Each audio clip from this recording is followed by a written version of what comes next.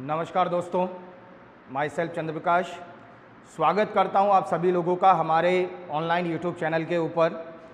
सबसे पहले उन स्टूडेंट का धन्यवाद देना चाहूँगा जो हमारे वीडियोस को कंटिन्यूसली देख रहे हैं, हमारे साथ कंटिन्यूसली जुड़े हुए हैं। इसके अलावा उन सभी स्टूडेंट से, दोस्तों से रिक्वेस्ट करूँगा जो पहली बार हमारे चैनल के साथ आए हैं, फर्स्ट टाइम हमारे चैनल के साथ जुड़े हैं, उनसे रिक्वेस्ट करूंगा कि आप सभी लोग हमारे चैनल को सब्सक्राइब कर दें और बेल आइकन को प्रेस कर दें ताकि जितने भी हमारे अपकमिंग वीडियोस हैं, अपकमिंग लेक्चर्स हैं, उन सभी वीडियोस के, उन सभी लेक्चर्स के नोटिफिकेशन आप सभी लोगों को जल्द से जल्द मिल सके। उसके अलावा आप सभी लोग कमेंट सेक्शन के अंदर हमें जाकर बता सकते हैं कि वीडियो का कौन सा पार्ट आप लोगों को बढ़िया लगा है और किस पार्ट के अंदर हम लोगों को इम्प्रूव करने की ज़रूरत है। ठीक है, चलिएगा बेटा, आज एक मोस्ट इम्पॉर्टेंट टॉपिक आप लोगों के लिए लेकर आया हूं एप्रेंट मेडिको के अंदर। इस टॉपिक की अगर हम लोग बात कर लें, अभी नॉर्सेट 2023 का एग्ज़ाम आप लोग देने वाले हैं।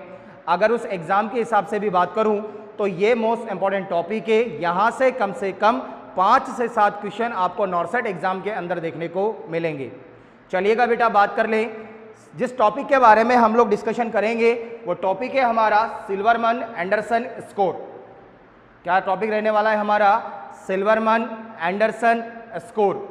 बहुत छोटा सा, बहुत प्यारा सा टॉपिक है और यहाँ से ट्रिकी क्वेश्चन बनकर आते हैं, डायरेक्ट क्वेश्चन आप लोगों के बनकर आते हैं। चलेगा बेटा, स्टार्ट करते हैं क्लास की। सबसे पहले बात कर ले, क्वेश्चन से ही शुरुआत करेंगे कि सबसे पहला क्वेश्चन अगर सिल्वरमन एंडरसन स्कोरिंग सिस्टम से आप लोगों से पूछा जाएगा, कोई भी एग्जाम दे रहे हैं आप लोग सेंट्रल लेवल का या फिर कहीं भी आप लोग क्या कर रहे हैं, इंटरव्यू बेसिस पर एग्जाम दे रहे हैं, अगर सिल्वरमन एंडरसन स्कोरिंग सिस्टम से क्वेश्चन पूछा जाता है तो सबसे पहला क्वेश्चन, एक ही क्वेश्चन आप लोगों से पूछा जाएगा। क्या पूछा जाएगा कि आखिरकार सिल्वरमन एंडरसन स्कोरिंग सिस्टम का पर्पज क्या है या सिल्वरमन एंडरसन स्कोरिंग का यूज क्या है। सबसे पहला और सबसे बेसिक सिस्टम, सबसे पहला क्वेश्चन आप लोगों से बनकर आएगा। चलेगा बेटा, ध्यान करें कि सिल्वरमन एंडरसन स्कोरिंग सिस्टम क्या है कि एक तरह का स्कोरिंग सिस्टम होता है जो बेसिकली आप लोगों के क्या होता है, न्यूमेरिकल डाटा के ऊपर बेस होता है। सबसे पहली चीज आप लोगों को क्या ध्यान रखना है कि सिल्वरमन एंडरसन स्कोरिंग जो होता है ये न्यूमेरिकल डाटा के ऊपर बेस होता है।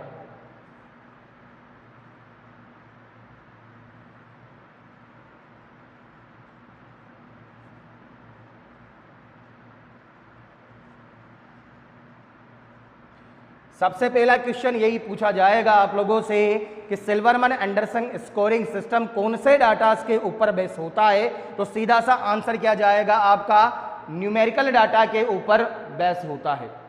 सेकंड क्वेश्चन आप लोगों से यह पूछा जाएगा कि आखिरकार सिल्वरमन एंडरसन स्कोरिंग का यूज क्या है, पर्पज क्या है, किसके लिए सिल्वरमन एंडरसन स्कोरिंग को यूज किया जाता है। तो बेटा ध्यान रखना कि ये एक ऐसा सिस्टम होता है, एक ऐसा असेसमेंट टेक्निक टूल होता है जिसके द्वारा कि हम लोग क्या करते हैं, मॉनिटरिंग करते हैं। क्या करते हैं? मॉनिटरिंग करते हैं। ध्यान रखना, एग्जामिनर कंफ्यूज करने के लिए मॉनिटरिंग की जगह आप लोगों को असिस्ट भी दे सकता है।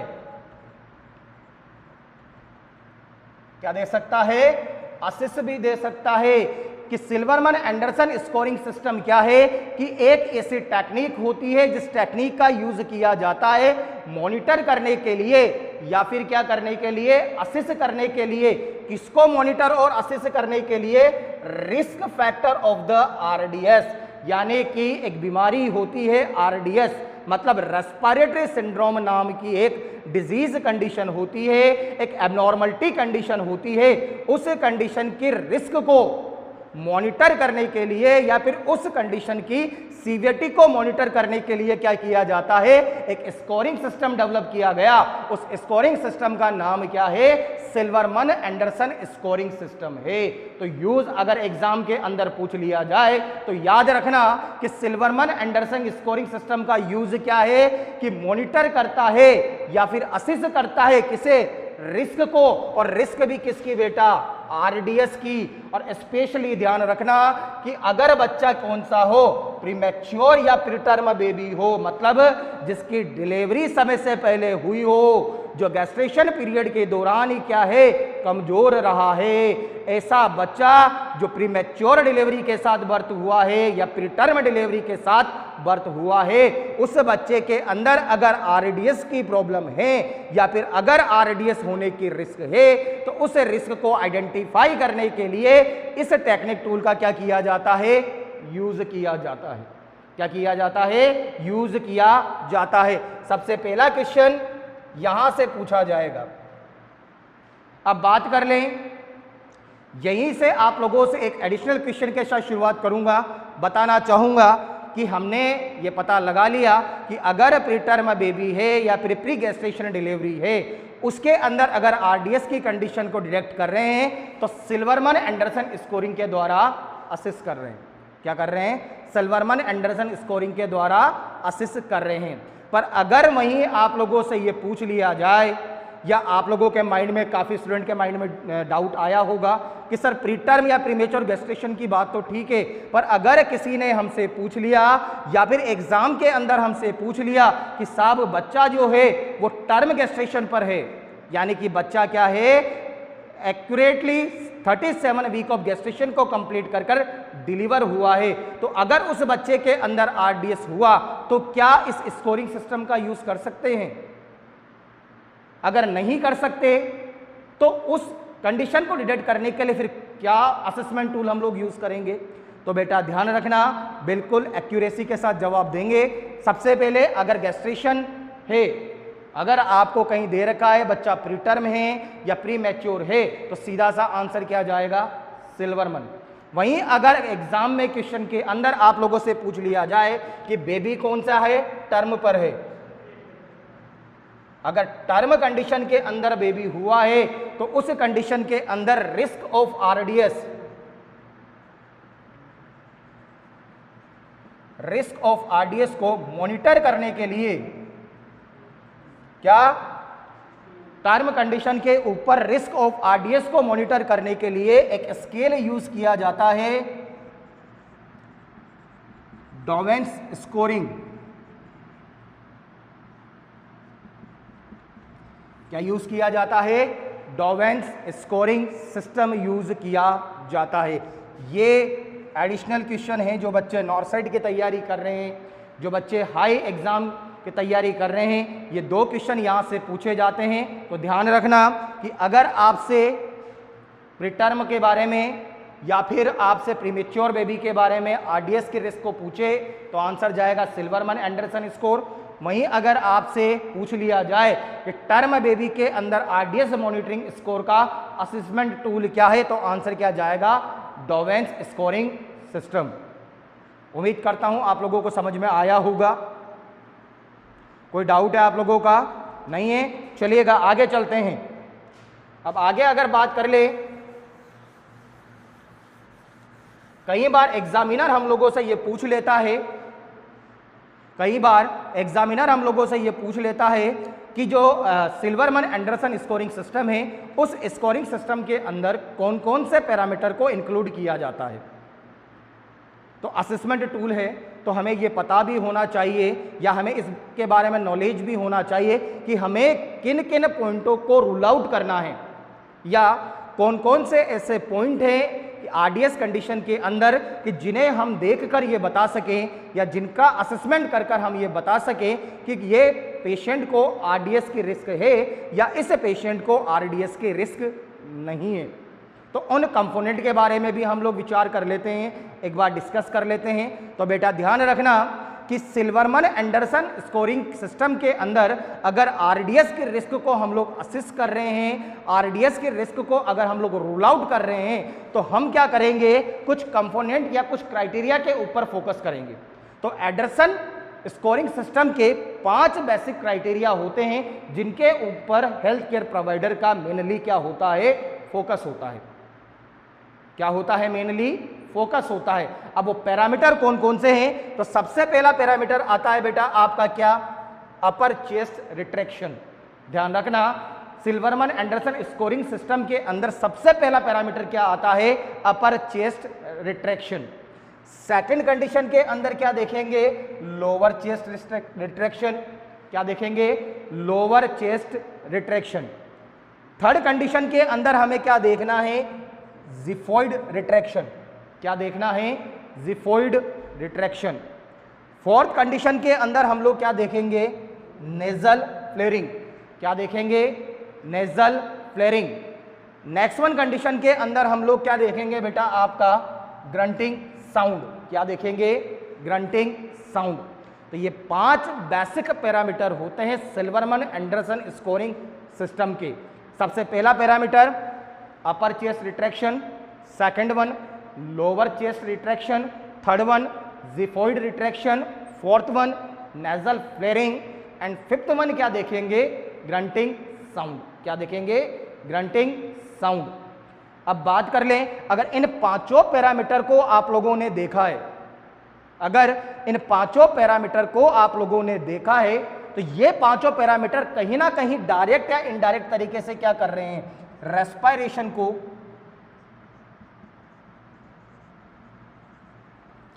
या रेस्पिरेशन की जो प्रोसेस है उस प्रोसेस को क्या कर रहे हैं,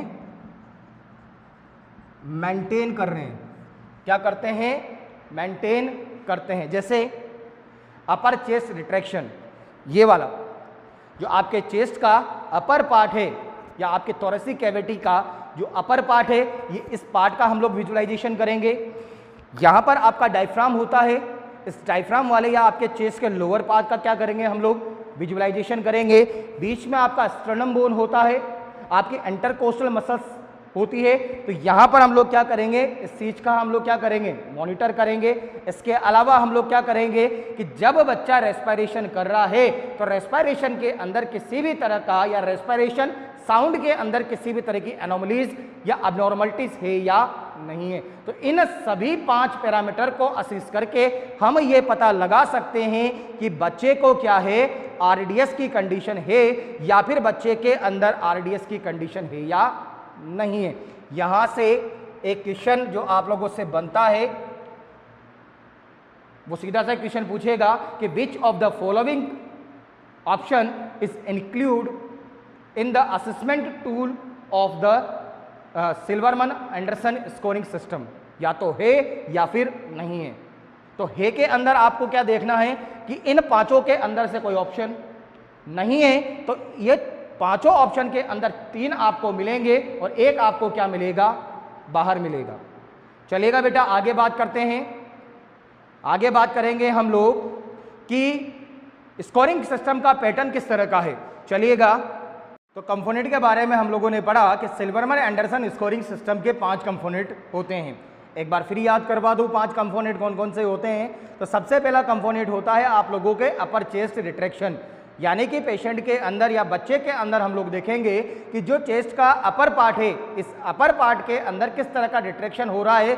क्या अपर पार्ट के अंदर रेस्पिरेशन प्रोसेस के दौरान किसी तरह का खिंचाव तो हो रहा है या फिर खिंचाव नहीं हो रहा है।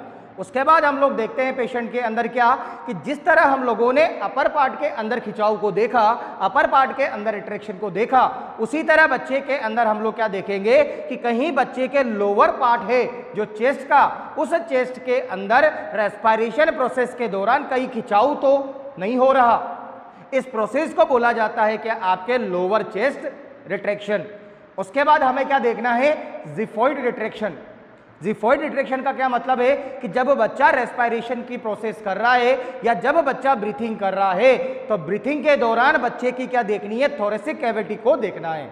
क्या करना है, थोरेसिक कैविटी को देखना है। अब थोरेसिक कैविटी को देखने से क्या पता चलेगा कि थोरेसिक कैविटी को देखने से यह पता चलेगा कि जो यहाँ पर आपके स्टर्नम बोन है और इससे जुड़ी हुई जो रिब्स है, इन रिब्स के बीच में जो इंटरकोस्टल मसल्स है, तो कहीं बच्चे के अंदर रेस्पिरेशन या ब्रीथिंग के दौरान इन मसल्स के अंदर किसी तरह का खिंचाव तो नहीं हो रहा। इसके बाद हम लोगों को क्या देखना है, नेजल डायलेशन देखना है, जिससे हम नेजल फेरिंग्स के नाम से या फ्लेयरिंग के नाम से भी क्या करते हैं, जाना जाता है। इसके बाद हमें क्या देखना है, ग्रंटिंग को देखना है, ग्रंटिंग साउंड को ऑब्जर्व करना है। ग्रंटिंग साउंड का मतलब क्या होता है कि एक तरह का क्रैकलिंग साउंड होता है, क्रैकल्स साउंड होता है, जो इस बात का इंडिकेशन करता है कि अगर किसी बच्चे के अंदर ग्रंटिंग साउंड प्रेजेंट है या क्रैकलिंग साउंड प्रेजेंट है, तो ये इंडिकेशन करेगा कि वहां पर कहीं ना कहीं एयरवे के फ्लो के अंदर क्या आ रहा है, ऑब्स्ट्रक्शन आ रहा है। तो इन 5 पैरामीटर को असिस्ट कर हम ये बता सकते हैं कि बच्चे के अंदर आरडीएस की रिस्क है या फिर बच्चे के अंदर क्या नहीं है बेटा, आरडीएस की रिस्क प्रेजेंट नहीं है। चलिएगा बात करें, इसके बाद हम लोग देखते हैं कि आरडीएस स्कोरिंग सिस्टम के अंदर किस तरह से हम लोग स्कोरिंग को रूल आउट करते हैं। तो बेटा ध्यान रखना, यहां पर एक चार्ट के माध्यम से, एक टेबल के माध्यम से आप लोगों को समझाना चाहूंगा कि हम लोगों ने क्या किया है कि एंडरसन स्कोरिंग सिस्टम के सबसे पहले तो 5 पैरामीटर लिए हैं। कौन कौन से पैरामीटर लिए हैं?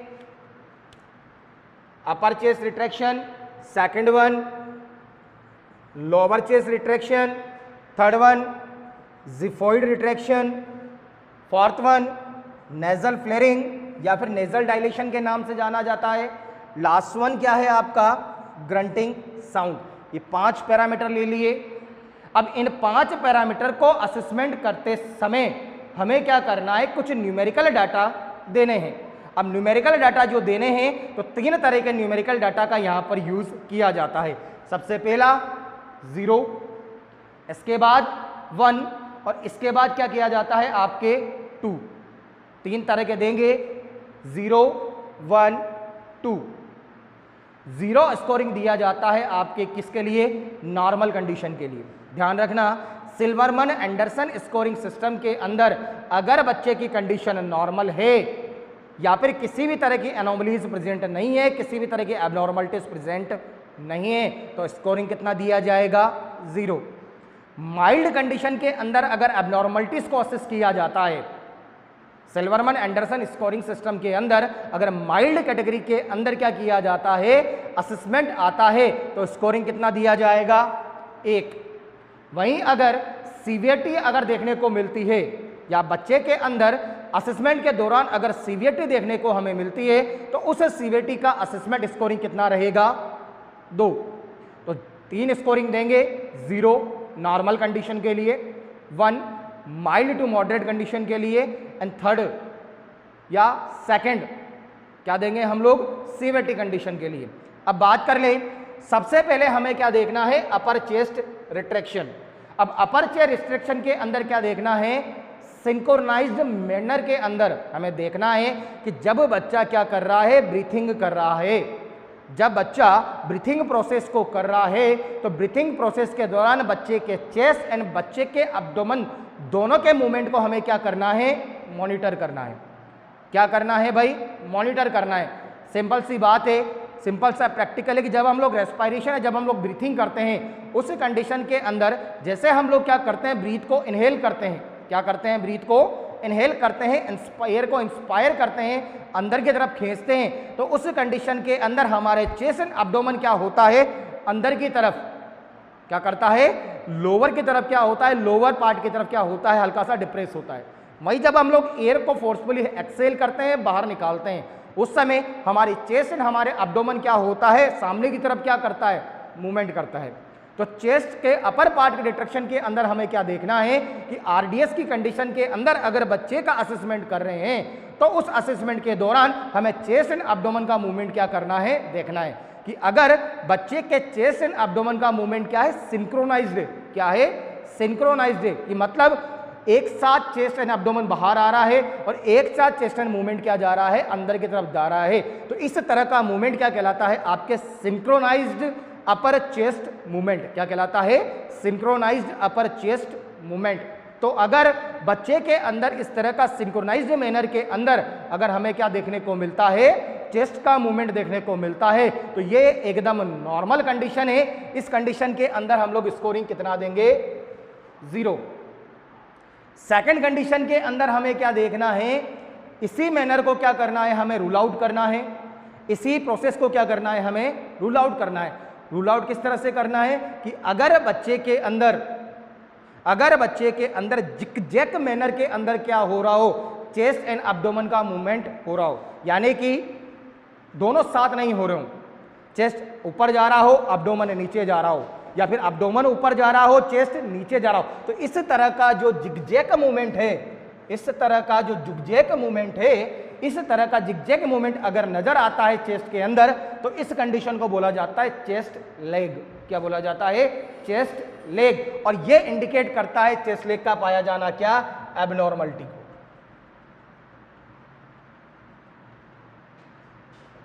किसको इंडिकेट करता है ये? एबनॉर्मलिटी को। और एबनॉर्मलिटी भी कौन सी? Mild to moderate. के बच्चे के अंदर अभी ना अभी ब्रीथिंग के अंदर कहीं ना कहीं ब्लॉकेज आना या एबनॉर्मल ब्रीथिंग होना स्टार्ट हुआ है। नंबरिंग कितना देंगे? 1।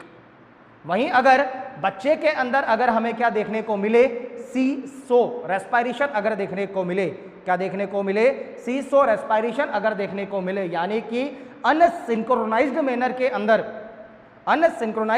के अंदर अगर चेस्ट एंड बच्चे के एब्डोमेन का मूवमेंट अगर हमें देखने को मिले, तो इस तरह का रेस्पिरेशन आपका सीसो रेस्पिरेशन के नाम से जाना जाता है और यह सीवियरिटी को इंडिकेट करता है। यह किसे इंडिकेट करता है? सीवियरिटी को इंडिकेट करता है। इस कंडीशन के अंदर स्कोरिंग कितना देंगे? 2।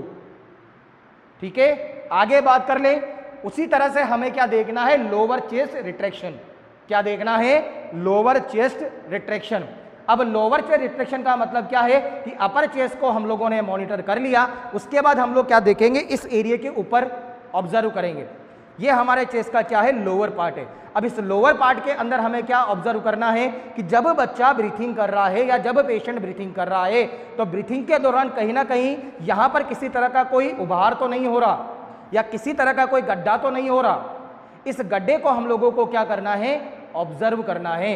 अगर हमें गड्ढा देखने को नहीं मिलता है तो नॉर्मल कंडीशन है, स्कोरिंग कितना दिया जाएगा? 0। अगर हमें क्या देखने को मिलता है? हल्का सा गड्ढा देखने को मिलता है रेस्पिरेशन प्रोसेस के दौरान, अगर हमें हल्का सा गड्ढा या हल्का सा कर्व देखने को मिलता है तो यह इंडिकेट करेगा किसको? माइल्ड कंडीशन को। वहीं अगर असेसमेंट के दौरान मार्कडली, यानी कि अगर ज्यादा तरह हम लोगों को गड्ढा देखने को मिलता है तो यह इंडिकेट करेगा कि लोअर पार्ट के अंदर क्या हो रहा है? रिट्रैक्शन हो रहा है। इस कंडीशन के अंदर स्कोरिंग कितना देंगे? 2। उसी तरीके से हमें क्या देखना है? रिट्रैक्शन देखना है किसका? जिफोइड का। कि जब बच्चा ब्रीथिंग कर रहा है तो मसल्स के अंदर क्या नहीं हो रहा, या इंटरकोस्टल मसल्स के अंदर कहीं खिंचाव तो नहीं आ रहा, कहीं इंटरकोस्टल मसल्स खिंच तो नहीं रही है, इसे हमें ऑब्जर्व करना है। तो इस प्रोसेस को बोला जाता है आपके क्या? जिफोइड रिट्रैक्शन। अगर आपको मसल्स के बीच में खिंचाव देखने को नहीं मिलता है, स्कोरिंग कितना दिया जाएगा? 0। वहीं अगर हल्का सा खिंचाव देखने को मिलता है तो स्कोरिंग कितना दिया जाएगा? 1। कंडीशन कौन सी होगी? माइल्ड। वहीं अगर स्कोरिंग 2 दिया है तो बच्चे के अंदर मार्कडली, यानी कि हमें इजीली विजुअलाइज होगा कि इंटरकोस्टल मसल्स के अंदर क्या आ रहा है? हल्का सा टेंशन प्रोड्यूस हो रहा है या हल्का सा क्या आ रहा है? खिंचाव आ रहा है। यह इंडिकेशन करेगा किसको? सीवियरिटी को। उसी तरीके से हम लोग क्या देखेंगे? Nasal flaring. नेजल फ्लेयरिंग का मतलब है आपके नोस्ट्रिल का क्या देखा जाता है? डायलेशन देखा जाता है। कि बच्चा अगर ब्रीथिंग कर रहा है तो ब्रीथिंग प्रोसेस के दौरान जो नोस्ट्रिल है या जो आपकी नोज की दोनों ओपनिंग है, इन ओपनिंग के क्या हो रही है? डायलेट हो रही है या डायलेट नहीं हो रही है। इस कंडीशन को बोला जाता है क्या? आपके नेजल फ्लेयरिंग या फिर नेजल डायलेशन।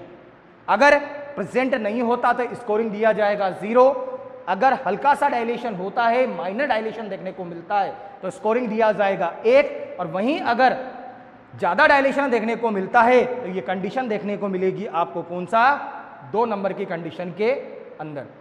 वहीं अगर हम लोग बात कर ले, अब ग्रंटिंग साउंड के बारे में बात कर रहे हैं, मतलब कि जब बच्चा रेस्पिरेशन करता है तो रेस्पिरेशन के दौरान हमें कुछ तरह का साउंड या क्रैकिंग साउंड देखने को मिलता है या सुनने को मिलता है, तो उस साउंड को बोला जाता है आपके क्या? Grunting sound. क्या बोला जाता है? Grunting sound. अगर रेस्पिरेशन या ब्रीथिंग के दौरान किसी भी तरह का साउंड अगर प्रेजेंट नहीं होता तो स्कोरिंग दिया जाएगा क्या? 0।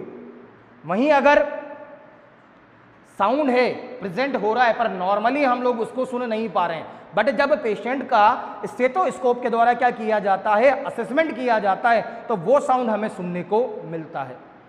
इस कंडीशन में स्कोरिंग दिया जाएगा क्या? 1। और अगर सिंपली नेक्डली ईयर के द्वारा या विदाउट हेल्प ऑफ स्टेथोस्कोप के द्वारा अगर हमें साउंड सुनने को मिलता है तो यह कंडीशन इंडिकेट करेगा कि बच्चे के अंदर सीवियरली क्या है? ग्रंटिंग साउंड प्रेजेंट है। और स्कोरिंग कितना दिया जाएगा? 2। तो ध्यान रखें, इस तरीके से हम लोग क्या कर सकते हैं कि बच्चे के अंदर सिल्वरमैन एंडरसन स्कोरिंग के द्वारा पैरामीटर के माध्यम से या पैरामीटर की हेल्प से क्या कर सकते हैं, आरडीएस की रिस्क को असेस कर सकते हैं। अब इस असेसमेंट के दौरान हमें क्या मिलेगा, जब हम लोग बच्चे का असेसमेंट करेंगे, जब हम लोग क्या करेंगे, इस कंडीशन के द्वारा जब हम लोग क्या करते हैं, बच्चे का असेसमेंट करते हैं, तो उस असेसमेंट के बाद हमें क्या मिलते हैं, कुछ स्कोरिंग डाटाज मिलते हैं। क्या मिलते हैं, कुछ स्कोरिंग डाटाज हम लोगों को क्या होते हैं, मिलते हैं। सबसे पहली अगर बात कर ले कि अगर किसी बच्चे के अंदर स्कोरिंग क्या मिल रहा है, लेस देन 5 मिल रहा है, अगर किसी बच्चे के अंदर हमें क्या मिल रहा है, स्कोरिंग लेस देन 5 अगर स्कोरिंग देखने को मिल रहा है, लेस देन 5 अगर स्कोरिंग देखने को मिल रहा है, तो ये कंडीशन इंडिकेट करेगी कि बच्चे के अंदर क्या है, माइल्ड कंडीशन का आरडीएस है। क्या है कि बच्चे के अंदर आरडीएस तो प्रेजेंट है, बट वो आरडीएस कौन सा है, माइल्ड कंडीशन का है।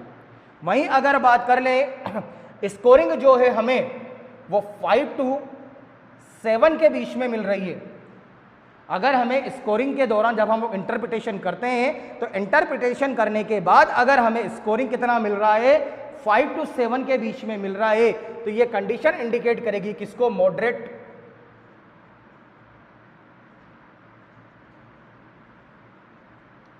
किसको, मॉडरेट आरडीएस कंडीशन को, कि बच्चे के अंदर आरडीएस भी है और प्रेजेंट है। अगर इस समय बच्चे को सही तरीके से आप लोगों ने मॉनिटर नहीं किया, सही तरीके से ट्रीट नहीं किया, तो बच्चा सीवीटी की अंदर प्रोग्रेस कर सकता है।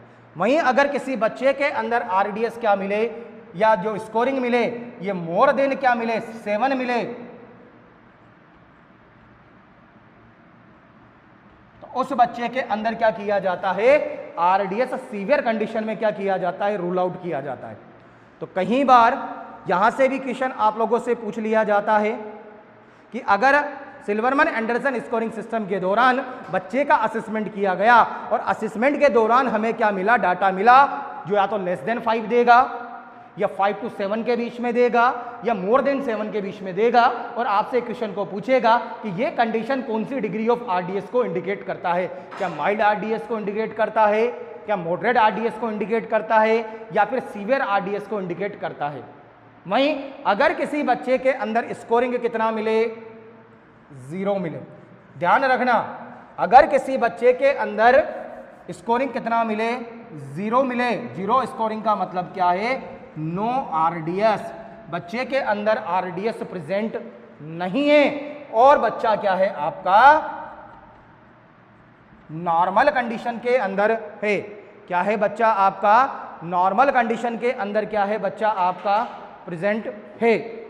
इसके बाद हम लोग बात करेंगे किसके बारे में बेटा, टेबल के साथ हम लोग देखेंगे किस तरह से हम लोग आरडीएस का मैनेजमेंट कर सकते हैं।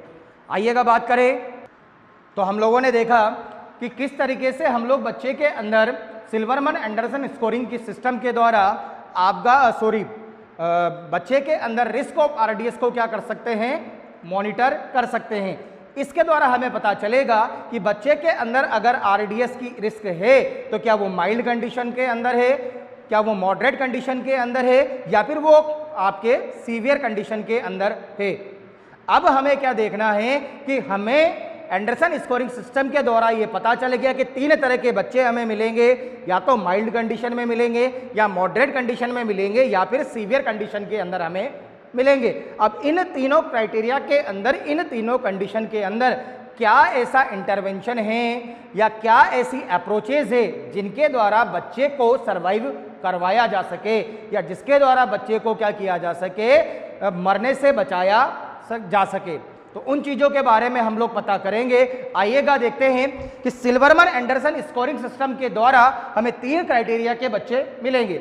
सबसे पहला क्राइटेरिया माइल्ड कंडीशन का हो सकता है, मतलब स्कोरिंग कितना मिलेगा, लेस देन 5। मॉडरेट कंडीशन के अंदर हो सकता है, स्कोरिंग कितना मिलेगा, 5 to 7। सीवियर कंडीशन के अंदर हो सकता है, स्कोरिंग कितना मिलेगा, मोर देन 7। अब इन कंडीशन के अंदर हमें क्या करना है, कुछ ऐसे इंटरवेंशन का यूज करना है जिनके द्वारा बच्चे को क्या किया जा सके, प्रिवेंट किया जा सके।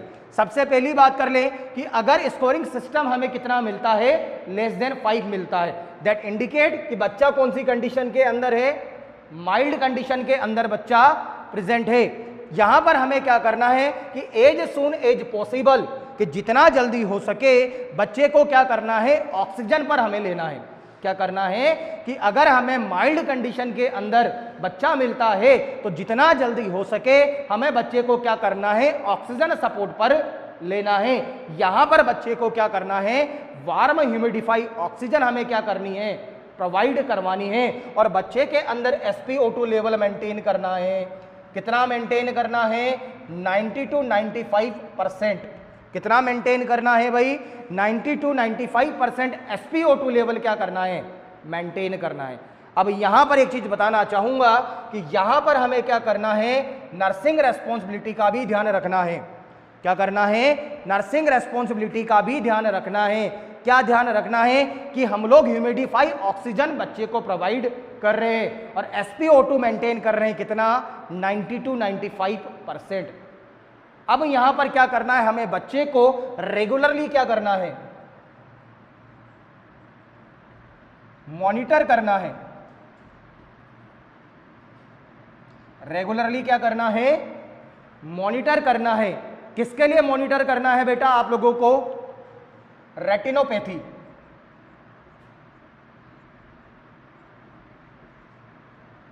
किसके लिए मॉनिटर करना है, रेटिनोपैथी के लिए मॉनिटर करना है।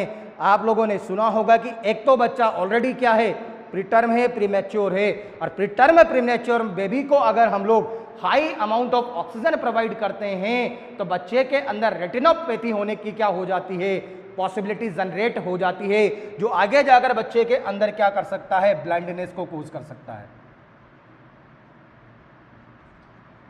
क्या कर सकता है, ब्लाइंडनेस को क्या कर सकता है, कर सकता है। इस कंडीशन को प्रिवेंट करने के लिए हमें क्या करना है कि SpO2 लेवल तो मेंटेन करना है 90 to 95%, पर इस बात का भी ध्यान रखना है कि 95% से ज़्यादा ऑक्सीजन का लेवल ना हो जाए। अब यहाँ पर एक क्वेश्चन बनता है कि बच्चे को अगर हम लोग वार्म ह्यूमिडिफाई ऑक्सीजन प्रोवाइड करवा रहे हैं तो प्रोवाइड करवाने के लिए कौन से इक्विपमेंट का यूज़ किया जाता है, तो ऑक्सीजन हुड का।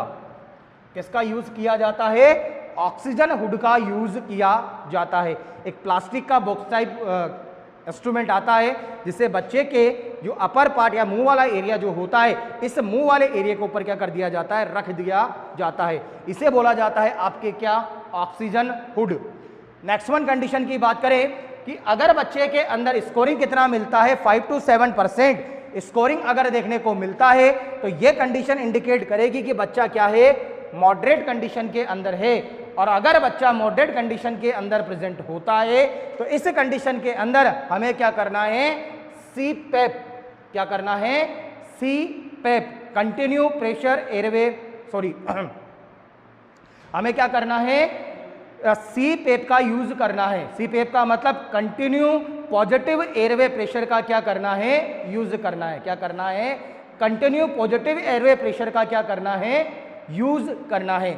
यहां से एक क्वेश्चन पूछेगा कि बच्चे के अंदर अगर RDS है, वो भी मॉडरेट कंडीशन का, वो भी 5 to 7 स्कोरिंग के बीच में बच्चे का स्कोरिंग सिस्टम आ रहा है, उस कंडीशन के अंदर आप लोग बच्चे को continue positive pressure airway provide कर रहे हैं तो इस कंडीशन के अंदर एयर का इनिशियल प्रेशर कितना होगा, एयर का इनिशियल प्रेशर कितना होगा, तो एयर का इनिशियल प्रेशर कितना होगा बेटा, 5 सेंटीमीटर H2 कितना होगा, सॉरी 5 H2O आप लोगों का क्या होता है, एयर का प्रेशर होता है। तो ये चीज याद रखिएगा, क्वेश्चन यहां से एग्जाम के अंदर बनकर पूछा जाएगा। थर्ड वन कंडीशन की अगर बात कर ले कि हमें स्कोरिंग सिस्टम के अंदर क्या देखने को मिलता है, स्कोरिंग मोर देन 7 है तो बच्चा क्या है, सीवियर कंडीशन के अंदर है। इस कंडीशन के अंदर हमें क्या करना है, इमीडिएटली बच्चे को क्या लेना है, वेंटिलेटर पर लेना है। और वेंटिलेटर पर लेने के बाद बच्चे के अंदर क्या करना है, एंडोट्रेकेली यानी एंडोट्रेकल ट्यूब के द्वारा क्या करना है, सर्फेक्टेंट थेरेपी बच्चे को प्रोवाइड करवानी है। तो बेटा ध्यान रखना, यहां से भी इंपॉर्टेंट क्वेश्चन एग्जाम के अंदर आप लोगों के बनेंगे। एक बार फिर रिवाइज करवा देता हूं, अगर माइल्ड या फिर लेस देन 5 स्कोरिंग मिले तो बच्चे के अंदर हमें वार्म ह्यूमिडिफाई ऑक्सीजन प्रोवाइड करवानी है। किसके द्वारा प्रोवाइड करवाते हैं? ऑक्सीजन हुड के द्वारा प्रोवाइड करवाते हैं। कितनी परसेंट SpO2 मेंटेन किया जाता है? 90 to 95%। नर्सिंग रेस्पॉन्सिबिलिटी क्या है? रेटिनोपैथी के बारे में हमें क्या करना है? सजग रहना है। इसके बाद 5 to 7 अगर स्कोरिंग मिलता है, मॉडरेट कंडीशन है, CPAP थेरेपी का यूज करेंगे। वही अगर मोर देन 7 मिलता है, सीवियर कंडीशन है, इस कंडीशन के अंदर बच्चे को इमीडिएटली वेंटिलेटर पर लेना है और एंडोट्रेकियल ट्यूब के द्वारा सर्फेक्टेंट थेरेपी क्या करनी है? बच्चे को प्रोवाइड करवानी है। उम्मीद करता हूं आज की क्लास आप लोगों को समझ में आई होगी। आज का वीडियो आप लोगों के लिए यूजफुल रहा होगा। जिन्होंने हमारी क्लास को देखा है वो हमारी क्लास को लाइक ज़रूर कर दें, हमारे चैनल को सब्सक्राइब कर लें और बेल आइकन को प्रेस कर दें, ताकि इस तरह की जितने भी अपकमिंग वीडियोस है उन सभी के नोटिफिकेशन आप सभी लोगों को जल्द से जल्द मिल सके। Thank you very much.